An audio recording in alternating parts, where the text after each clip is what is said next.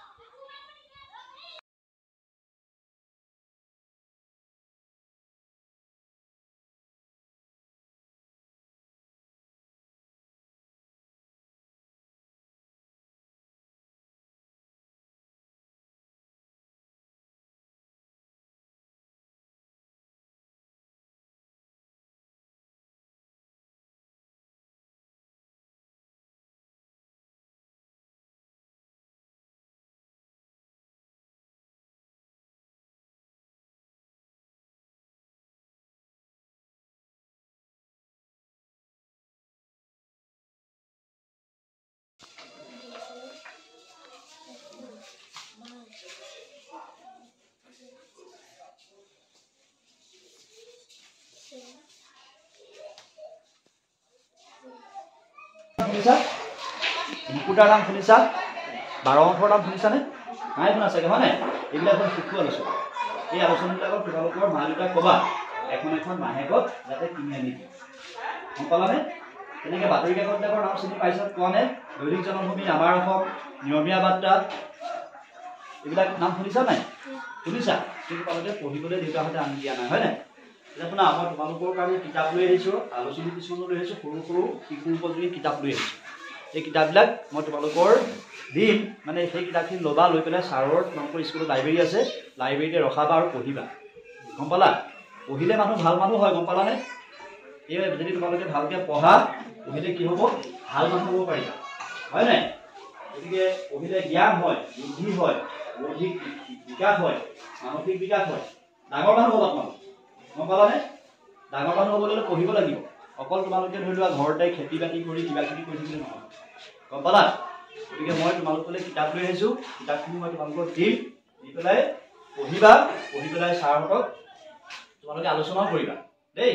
আৰু ঘৰত তোমালোকে ক'বা যে আমাক এখন আলোচনী কিনি দিয়ক মাহেকত, বেছি নলয়, 20 টকা 25 টকা লয়, বা এখন বাতৰি কাকত কিনিবলৈ চেষ্টা কৰিবা। পঢ়িলেহে ভাল হ'বা। ভাল মানুহ হ'বলৈ যদি মন আছে পঢ়িব লাগিব। তোমালোকৰ ডাক্তৰ ইঞ্জিনিয়াৰ হ'বলৈ মন যায় নাই?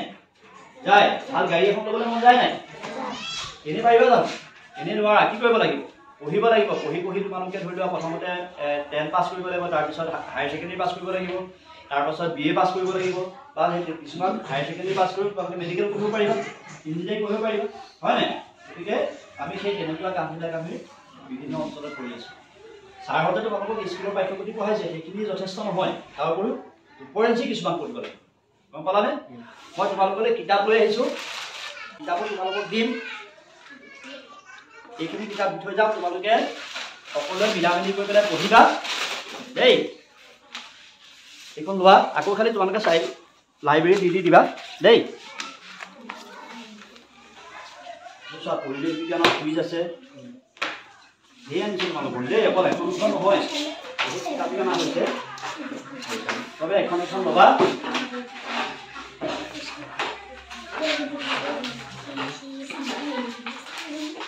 এখন ল'বা দেই, লৈ পেলাই পঢ়িবা।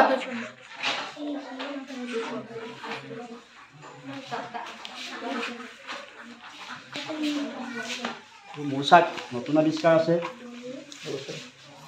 মুখতে পৰিছে দেই, এখন একদম ধুনীয়াকৈ পৰিছে, এখন বেছি হ'ল। গম পালানে?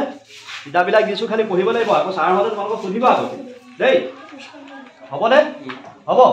তেতিয়াহ'লে মই কিতাপখিনি দিলোঁ, দি পেলাই তোমালোকে অকল এইখিনি সলাই সলাই পঢ়িবা আৰু পাৰিলে মা দেউতাহঁতক ক'বা যে এখনকৈ আলোচনী কিনি দিয়া। মানে বাহিৰৰ কথা যদি জানিবলৈ মন আছে তেতিয়াহে গম পাব। মোবাইল তোমালোকে মোবাইল চোৱা নেকি বেকাৰ? ঘৰত মোবাইল আছে নাই? আছে চাগে চবৰ ঘৰত মোবাইল। কিতাপখন নাই কিন্তু মোবাইলটো আছে, হয় নাই? সেইটো আটাইতকৈ বেয়া কথা। কিতাপ থাকিব লাগে, মোবাইল নাথাকিলেও হয়। গম পালানে?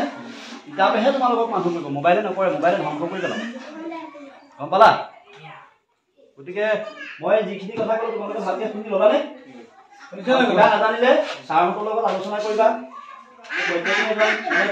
তোমালোকৰ কাৰণে ইমান বাতৰি বাই বাই আহে পঢ়ুৱাবলৈ, হয় নাই? হ'ব, আজিলৈ মই ইমানতে ক'লো দেই। তোমালোকে খালি পঢ়িব লাগিব। হ'ব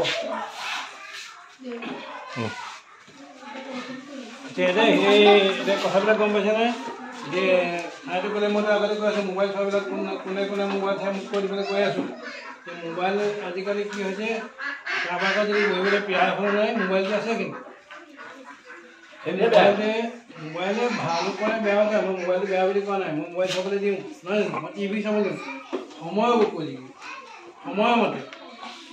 আমি টিভি চাব লাগিব, মোবাইলটো চাব লাগিব, কিবা কৰিব লাগিব। কিন্তু প্ৰত্যেকৰে ভাল দিশ আৰু বেয়া দিশ দুটা কথা আছে।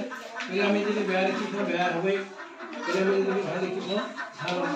তেনেকৈ কৈছে তেখেতে এই কথাবিলাক মন দি কৰি অলপ ভিডিঅ' অংকন কৰি লওঁ।